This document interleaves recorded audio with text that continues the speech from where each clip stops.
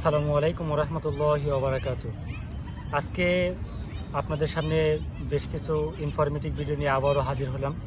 তো আজকের টপিক হচ্ছে যে দুবাইতে একটা স্টুডেন্ট কত টাকা ইনকাম করে এই বিষয় নিয়ে আপনাদেরকে জানানোর চেষ্টা করব এবং কি কি জব দুবাইতে আছে সে বিষয় নিয়ে আপনাদেরকে জানানোর চেষ্টা করব ইনশাআল্লাহ।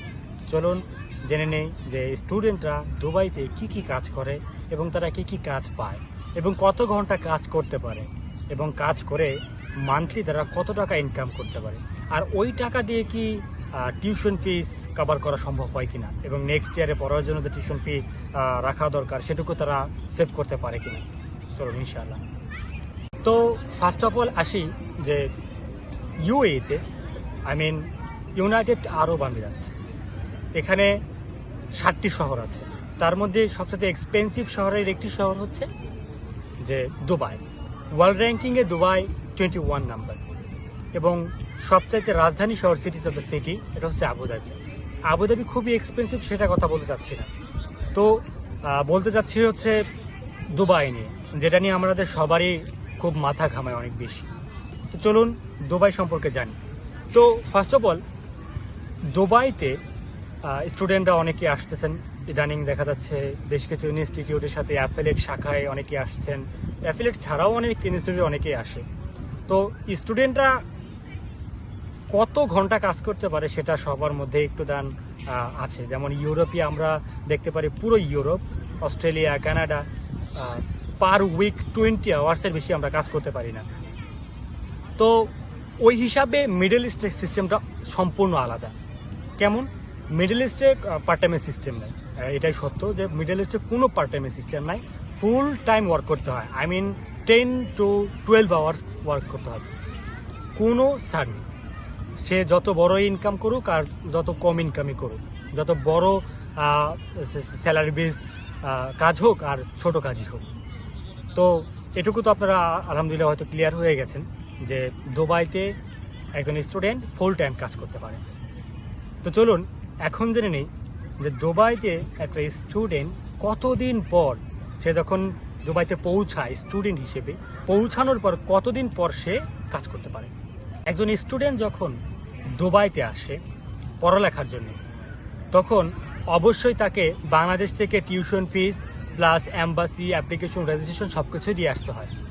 তো তেমনই আপনারা যদি দেখেন রিসার্চ করে যে $1500 প্লাস ভ্যাট, $1575 দিয়ে একটা স্টুডেন্ট দুবাইতে ঢুকে এবং ওই টাকার মধ্যে ওই ডলারের মধ্যে স্টুডেন্টদের এমিরেটস কার্ড, এই দুবাই সরকারে একটা এমিরেটস কার্ড নিতে হয়।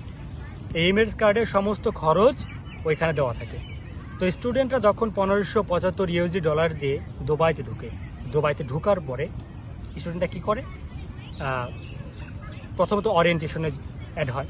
ওরিয়েন্টেশন শেষ করে স্টুডেন্টরা চলে যায় তার পরবর্তী পদক্ষেপে।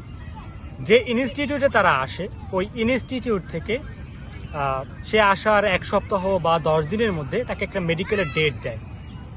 আর মেডিকেলের জন্য যে ডলার খরচ হয়, এই দেশ অনুযায়ী দেড়হাম খরচ হয়। তো ওই দেড়হামটা কিন্তু অলরেডি আপনি ডলার হিসেবে দিয়ে আসছেন বাংলাদেশ থেকে। তো এখানে কোনো আলাদা করে খরচের কোনো চিন্তা ভাবনা কাউকেই না নিলেই ভালো।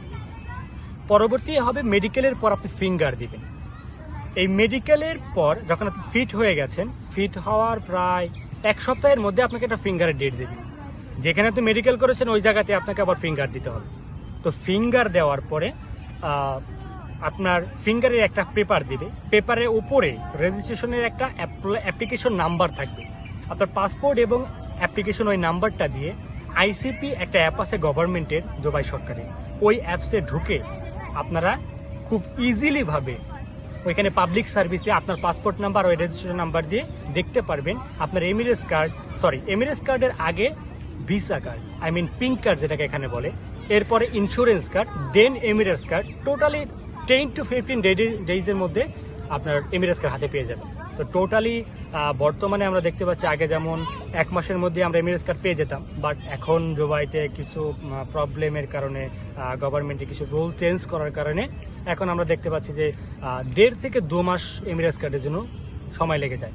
আর আপনি এমিরেটস কার্ড হাতে পাওয়ার পরই একটা স্টুডেন্ট ইনকাম করতে পারে। আই মিন যে কোনো একটা জবে সে ঢুকতে পারে লিগালিভাবে।